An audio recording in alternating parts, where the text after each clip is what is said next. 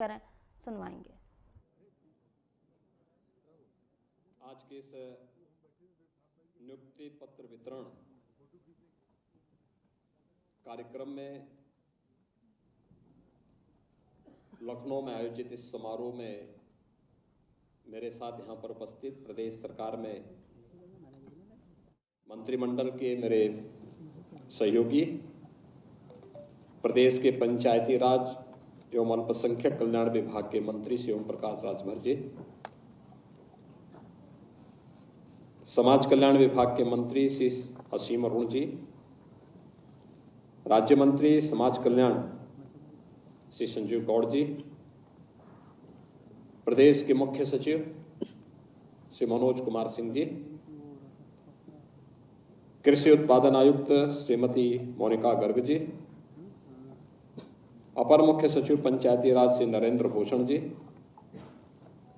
प्रमुख सचिव समाज कल्याण डॉक्टर हरिओम जी, प्रमुख सचिव नियुक्ति एवं कार्मिक श्री एम देवराज जी, प्रभारी अध्यक्ष अधीनस्थ सेवा चयन आयोग शिवेंद्र सिंह जी, नवचयनित सभी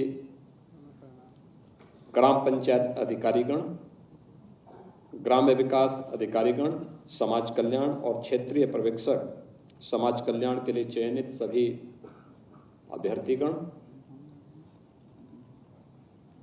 पंचायती राज विभाग और समाज कल्याण विभाग के सभी अधिकारीगण और उपस्थित सभी बहनों और भाइयों, दीपावली के ठीक पहले आपके लिए दीपावली का ये उपहार नियुक्ति पत्र वितरण के रूप में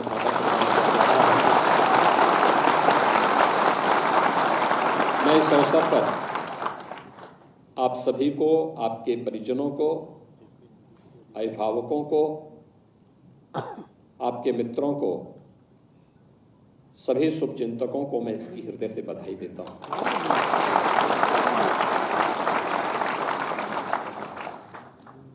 लगभग 2000 पंचायत राज अधिकारी, ग्राम पंचायत अधिकारी के रूप में, ग्राम्य विकास अधिकारी समाज कल्याण और क्षेत्रीय पर्यवेक्षक समाज कल्याण के नियुक्ति पत्र वितरण का एक कार्यक्रम लखनऊ में भी और प्रदेश के अलग अलग जनपदों में आयोजित हो रहे हैं। यह प्रधानमंत्री मोदी जी के मिशन रोजगार के कार्यक्रम को और युवाओं को उनकी आकांक्षा के अनुरूप, उनकी क्षमता और योग्यता के अनुसार उन्हें नौकरी प्राप्त हो सके, इस कार्यक्रम को आगे बढ़ाने का ही हिस्सा है। एक निष्पक्ष और पारदर्शी प्रक्रिया से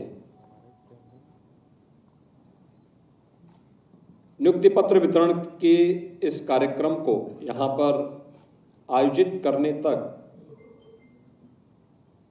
जो कार्यक्रम अधीनस्थ सेवा चयन आयोग ने किया है, मैं इसके लिए अधीनस्थ सेवा चयन आयोग के अधिकारियों को भी हृदय से धन्यवाद देते हुए उन्हें बधाई देता हूं।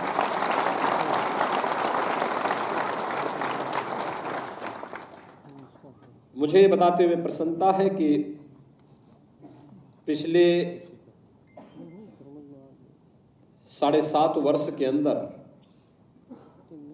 हमारी सरकार ने प्रदेश के अंदर प्रदेश के समग्र विकास के लिए जो रूपरेखा तैयार की थी, उस रूपरेखा के क्रम में भर्ती की प्रक्रिया भी पारदर्शी तरीके से हो सके, यह उसका एक प्रमुख भाग था। क्योंकि अगर अच्छे और सक्षम और योग्य अभ्यर्थियों का चयन नहीं होगा तो सरकार की योजनाओं को जमीनी धरातल पर उतारने के लिए जिस तंत्र को कार्य करना है वह स्वयं पैरालाइज हो जाएगा, वह स्थिति न पैदा हो।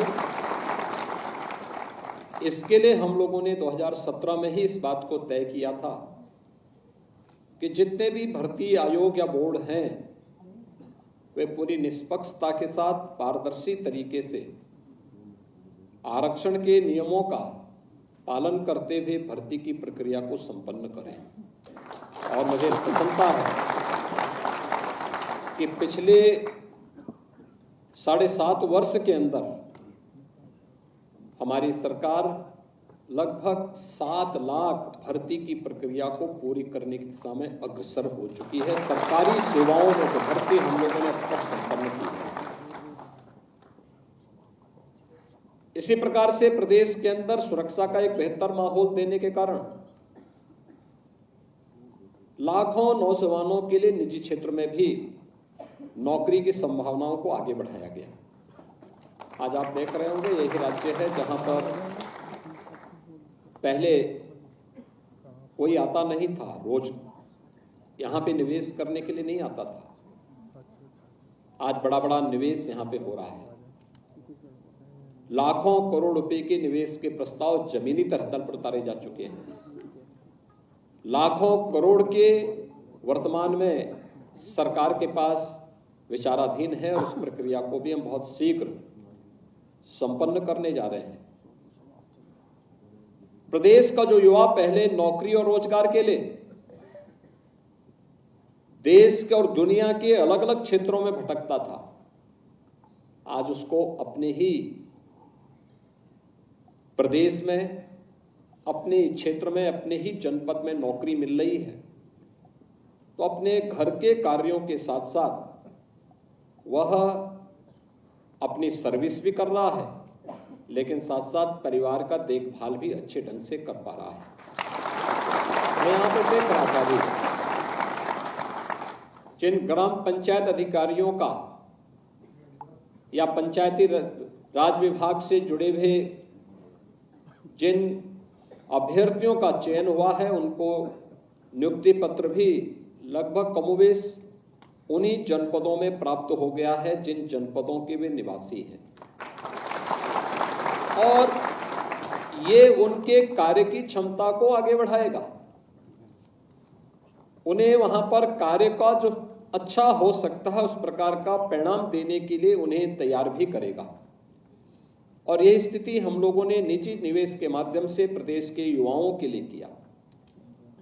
प्रदेश में योग्य और स्किलफुल मैन पावर हम उपलब्ध करा सकें, चाहे वह शासन के लिए, चाहे वह निजी क्षेत्र के लिए। इसके लिए उस प्रकार के व्यावसायिक और तकनीकी शिक्षा में उस प्रकार के ट्रेड और कोर्सेज हम लोगों के द्वारा संचालित भी हुए हैं। आज उसका एक बेहतर समन्वय बनाने का प्रयास हुआ है। इसी का परिणाम है कि उत्तर प्रदेश अब देश की एक अग्रणी अर्थव्यवस्था के रूप में जाना जा रहा है। विकास का एक माहौल बना है। निवेश के माहौल के माध्यम से रोजगार सृजन की अनेक संभावनाएं आगे बढ़ी हैं। युवाओं की अपेक्षा को और उनकी आकांक्षाओं को जमीनी धरातल पर उतारने में मदद मिली है। जिन युवाओं को पहले पहचान का संकट था, आज वह युवा अपने प्रदेश में रह करके देश की अर्थव्यवस्था को सुदृढ़ता प्रदान करने में अपना योगदान दे रहे हैं। और उन्हीं अपेक्षाओं के साथ आज यहां पर नियुक्ति पत्र वितरण के इस कार्यक्रम के साथ हम सब जुड़े हुए हैं। प्रदेश में अलग अलग जनपदों में भी कार्यक्रम हो रहे हैं। वहां पर कहीं प्रभारी मंत्री गए हैं, कहीं पर स्थानीय माननीय सांसद और विधायकगण इस नियुक्ति की प्रक्रिया के साथ जुड़े हुए हैं। मैं केवल आपसे एक अपेक्षा करूंगा, आप में से हो सकता है कुछ अभ्यर्थी होंगे जिन्होंने 2017 के पहले भी आवेदन किया होगा। उस समय भी सक्षम और समर्थ होने के बावजूद भी आपका चयन इसलिए नहीं हुआ होगा क्योंकि आपकी पहुंच नहीं थी। आपके माँ बाप या अभिभावक के पास इतना पैसा नहीं था कि वे पैसा दे करके उस समय नियुक्त हो सके। और परिणाम क्या होता था कि सब कुछ होने के बावजूद भी आपको चयन की प्रक्रिया से बाहर कर दिया जाता था। लेकिन पिछले 7 वर्ष के अंदर जो भी चयन की प्रक्रिया हुई, हम लोगों ने इस बात को सुनिश्चित किया कि इसमें किसी भी अभ्यर्थी के साथ कोई भी भेदभाव न हो। उसकी योग्यता और उसकी क्षमता का भरपूर उपयोग हम प्रदेश के विकास के लिए कर सकें, 25 करोड़ लोगों के भाग्य को बदलने में कर सकें और 25 करोड़ जनता के सामर्थ्य से हम उत्तर प्रदेश को भारत की अर्थव्यवस्था के ग्रोथ इंजन के रूप में प्रस्तुत कर सकें। आज उसी का परिणाम है। हमने नियुक्ति की प्रक्रिया की, सरकारी नियुक्तियां हो या निजी क्षेत्र में नियुक्तियां, या संविदा के आधार पर व्यक्ति की योग्यता, उसकी क्षमता को ध्यान में रख करके जब ये नियुक्ति की प्रक्रिया ईमानदारी से आगे बढ़ी तो परिणाम है हर एक क्षेत्र में उत्तर प्रदेश तेजी के साथ दौड़ता हुआ दिखाई दे रहा है। उस विकास का लाभ, प्रतिभा के बेहतर उपयोग का लाभ आज उत्तर प्रदेश को प्राप्त हो रहा है। जो 6ठी 7वीं अर्थव्यवस्था जिस उत्तर प्रदेश की थी, आज वो देश की नंबर 2 की अर्थव्यवस्था के रूप में अपने आप को, जो उत्तर प्रदेश देश के विकास का बैरियर माना जाता था, वो उत्तर प्रदेश आज भारत के विकास का एक ग्रोथ इंजन के रूप में अपने आप को सामने रख रहा है। जिस उत्तर प्रदेश में कोई निवेश करने के लिए नहीं आना चाहता था, आज उस उत्तर प्रदेश में लाखों करोड़ रुपए का निवेश आ रहा है। और ये निवेश केवल निवेश नहीं है, इसमें रोजगार भी है और इसमें विकास भी है। ये सभी चीजें आज तेजी के साथ आगे बढ़ती हुई दिखाई दे रही हैं और इसीलिए मेरी आपसे अपेक्षा होगी कि ग्राम पंचायत अधिकारी के रूप में आपकी जो जिम्मेदारी है वह ग्राम पंचायत अधिकारी के रूप में, चाहे वह पंचायती राज विभाग के माध्यम से हो या समाज कल्याण विभाग के माध्यम से, दोनों की अपनी अपनी भूमिकाएं हैं। याद रखना, राष्ट्रपिता महात्मा गांधी के ग्राम स्वराज की परिकल्पना को साकार करने की जो सबसे आधारभूत इकाई है वह ग्राम पंचायत है। आज प्रधानमंत्री मोदी जी ने देशवासियों को आत्मनिर्भर भारत की बात कही है। आत्मनिर्भर भारत के लिए उन्होंने एक टारगेट भी देश के लोगों के सामने प्रस्तुत किया है कि देश जब 2047 में अपने आजादी की शताब्दी महोत्सव मना रहा होगा, तब कैसा भारत हमें चाहिए, तब कैसा भारत हमें चाहिए? एक आत्मनिर्भर और विकसित भारत। और आत्मनिर्भर और विकसित भारत के लिए जो नींव आज आप रखेंगे, इसी नींव पर उस आत्मनिर्भर और विकसित भारत की आधारशिला बनने वाली है। याद रखना, उसकी आधारशिला हमारी ग्राम पंचायतें बने। इसके लिए बहुत सारा कार्य पंचायती राज विभाग ने पहले से ही संपन्न किया हुआ है। 73वें संविधान संशोधन के माध्यम से ग्राम पंचायतों को जो 29 प्रकार के कार्यों को करने के लिए डेलीगेट किए गए हैं, इन कार्यक्रमों को तेजी के साथ आगे बढ़ाने के साथ ही अब तक प्रदेश में सचिवालय होते थे, जनपद स्तर पर जिलाधिकारी का कार्यालय और वहां पर विकास भवन हुआ करता था, लेकिन जिनके लिए यह कार्य हो रहा है उस ग्राम पंचायत के पास अपना कोई भी भवन नहीं था।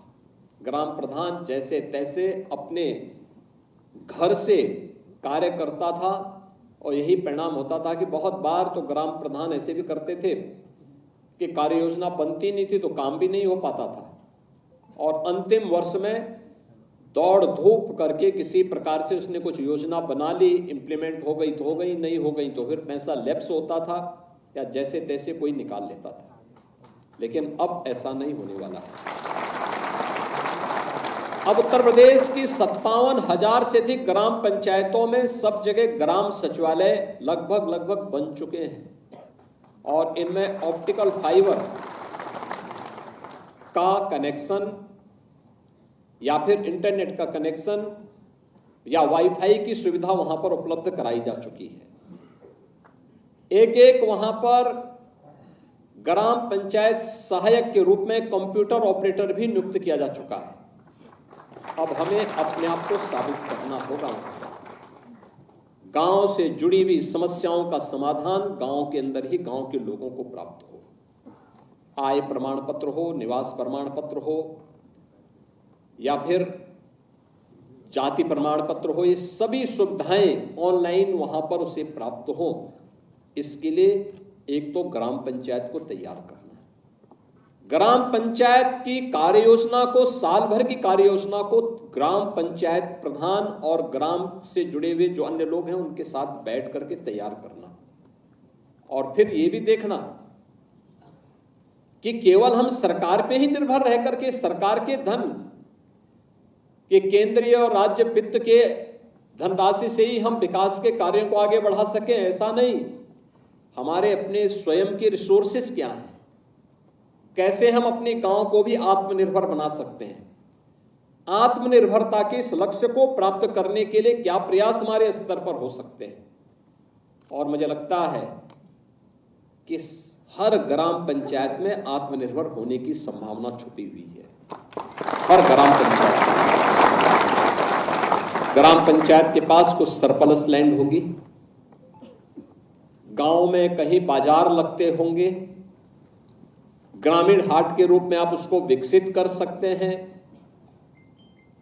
गांव में तालाब होंगे, अगर वह किसी देवस्थान से जुड़े हुए तालाब नहीं है तो उसमें गांव का ड्रेनेज या सीवर को मत उड़ेलिए, बल्कि उसको गांव से दूर ले जाकर के देसी पद्धति से हमारा प्रयास होना चाहिए कि गांव का ड्रेनेज या सीवर सीधे किसी नाला या नदी में न गिरे, बल्कि हम उसकी देसी पद्धति से ट्रीटमेंट करने का जो हमारी परंपरागत पद्धति रही है, अगर उसका उपयोग कर पाएंगे तो मुझे लगता है कि नदियां भी और या तालाब का पानी भी शुद्ध रहेगा। दूसरा, अगर इन तालाबों को हम मत्स्य पालन के लिए या किसी अन्य कार्य के लिए उपयोग कर सकें तो ग्राम पंचायत की एक अतिरिक्त इनकम आप इसके माध्यम से अर्जित कर सकते हैं। और गांव पंचायत की जितनी इनकम होगी, हम लोगों ने कह रखा है, यहाँ पे पंचायती राज विभाग से कह रखा कि प्रस्ताव तैयार करें। जिन ग्राम पंचायतों के पास केंद्रीय राज्य वित्त से पैसा जाता है और ज्यादातर पैसा वह वेतन भत्तों में ही खर्च होता है, उन ग्राम पंचायतों को पहले चरण में जितना पैसा वह अपने स्वयं के रिसोर्सेज से अर्जित करेंगे उतना ही पैसा अतिरिक्त हम राज्य सरकार से उसे उपलब्ध करवाएंगे विकास के लिए, और ग्राम पंचायत को आत्मनिर्भर बनाने की दिशा में हम आगे बढ़ेंगे। प्रधानमंत्री जी ने स्मार्ट सिटी की बात की है। आज प्रदेश के अंदर 17 सिटी हम स्मार्ट सिटी बना रहे हैं। क्या हमारा ग्राम पंचायत भी स्मार्ट बन सकता है?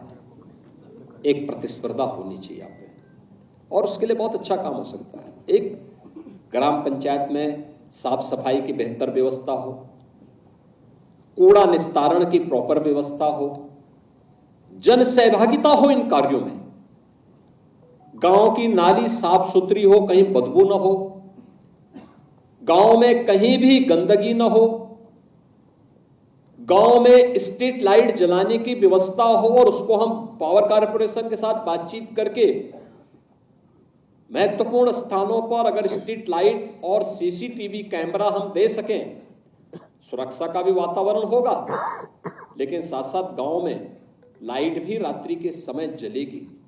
और हमारा प्रयास होना चाहिए कि लाइट समय पे ऑन हो सके, समय पे ऑफ हो सके।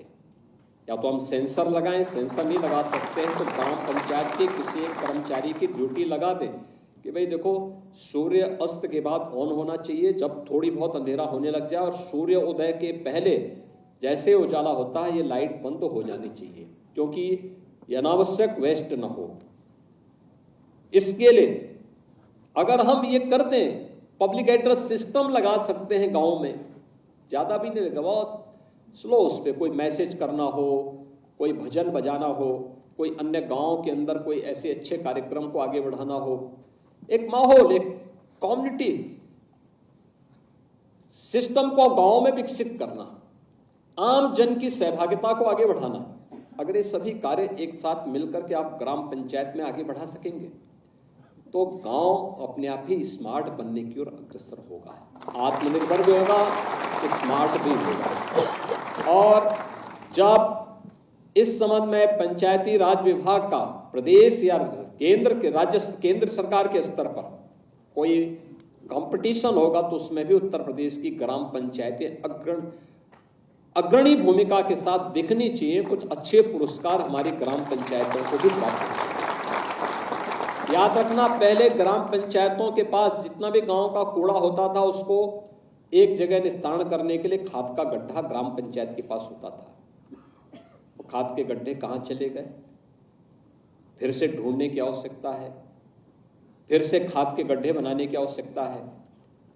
जो रिजर्व भूमि है, हमें प्रयास होना चाहिए कि उस रिजर्व भूमि में खाद का गड्ढा भी हो, गौचर की भूमि भी हो, गांव के निराश्रित गोवंश के पालन के लिए भी हम निराश्रित गौ आश्रय स्थल भी तैयार करवाएं। गांव में जिन गरीबों के पास शासन की योजना का लाभ अभी तक किन्हीं कारणों से नहीं पहुंच पाया है, उनकी सूची तैयार करते हुए हमारा प्रयास होना चाहिए कि बिना किसी भेदभाव के हर उस व्यक्ति को जो विपन्न है, जिस तक अभी तक शासन की कोई योजना नहीं पहुंच पाई है, किसी के पास जमीन नहीं होगी उसको जमीन का पट्टा देना, किसी के पास मकान नहीं होगा उसको मकान दे देना, किसी के घर में शौचालय नहीं उसको शौचालय दे देना, किसी के पास राशन कार्ड नहीं तो उसको राशन कार्ड से आच्छादित कर देना, किसी के पास आयुष्मान का कार्ड नहीं है, वह पात्रता की श्रेणी में आता है लेकिन जानकारी नहीं है, तो कैंप लगा करके उसको इस सुविधा से आच्छादित कर देना।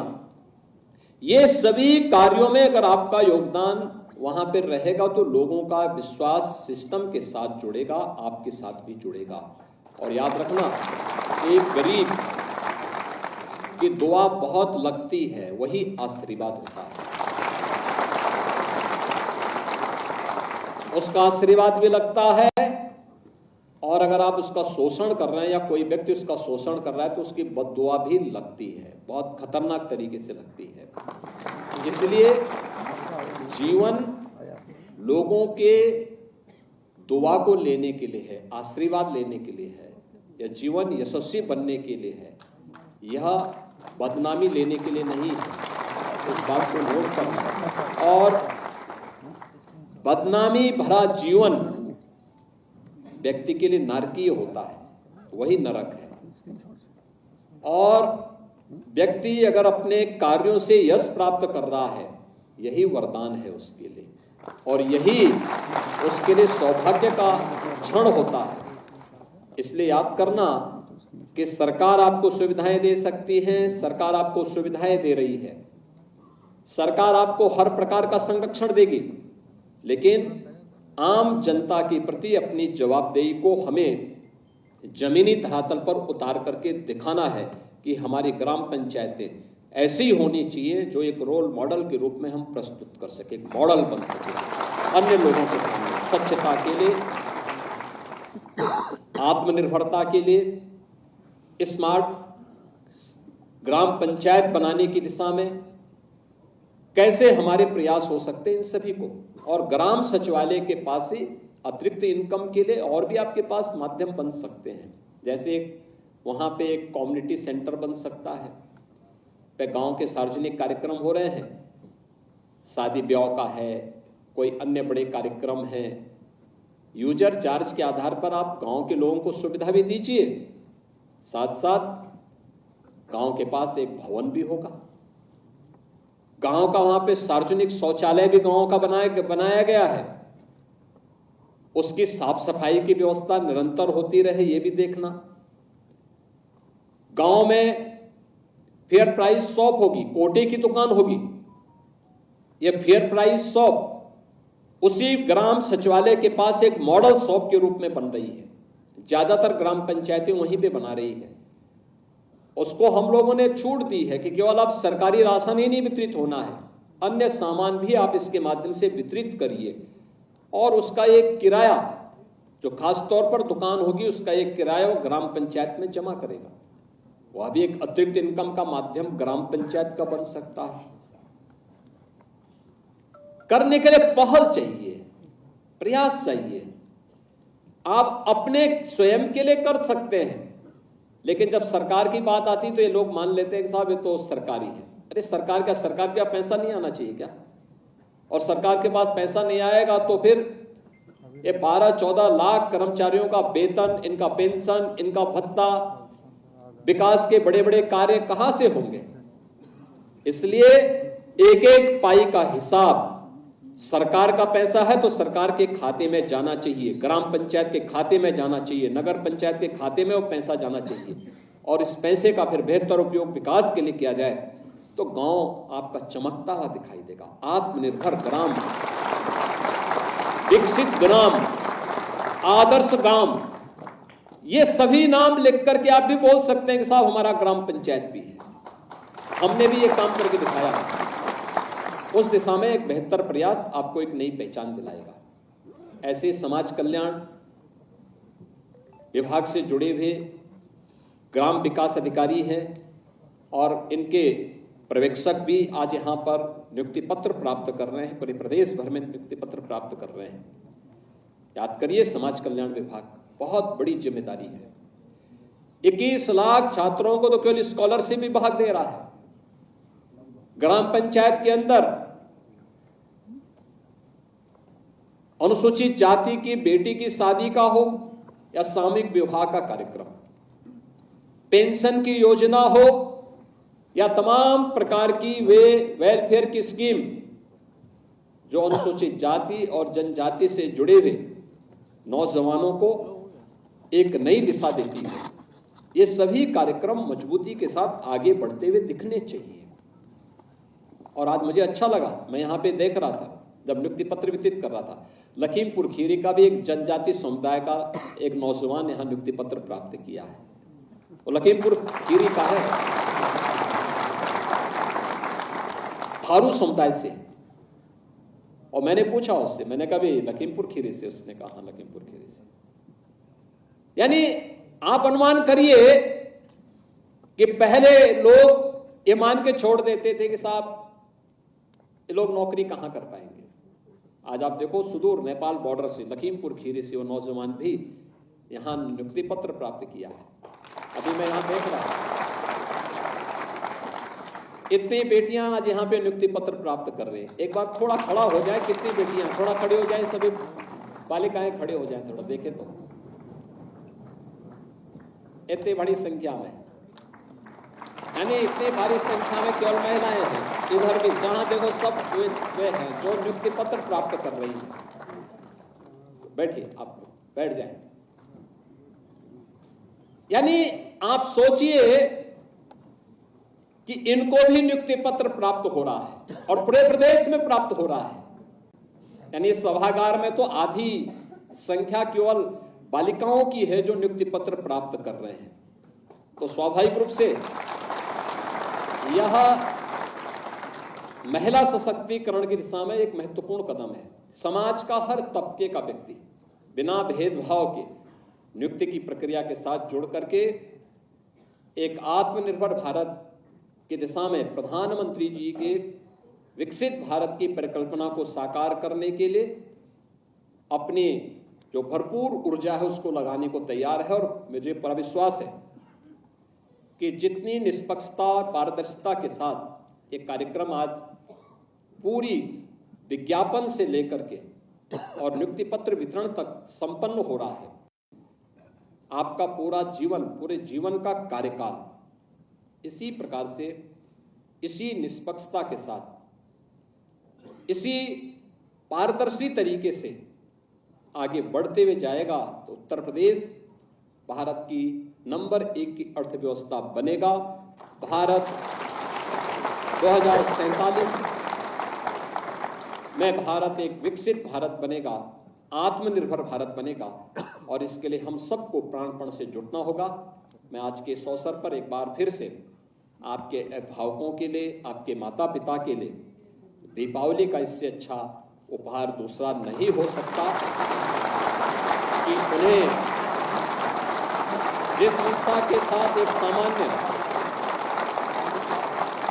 सदगृहस्थ अपने बच्चों को पढ़ाता है और जब उनके सामने वो सरकारी नौकरी प्राप्त करता है या किसी क्षेत्र में अपना निजी व्यवसाय करता है या किसी क्षेत्र में रोजगार प्राप्त करता है, तो स्वाभाविक रूप से इसके जीवन में एक अंतःकरण से उसे प्रसन्नता होती है।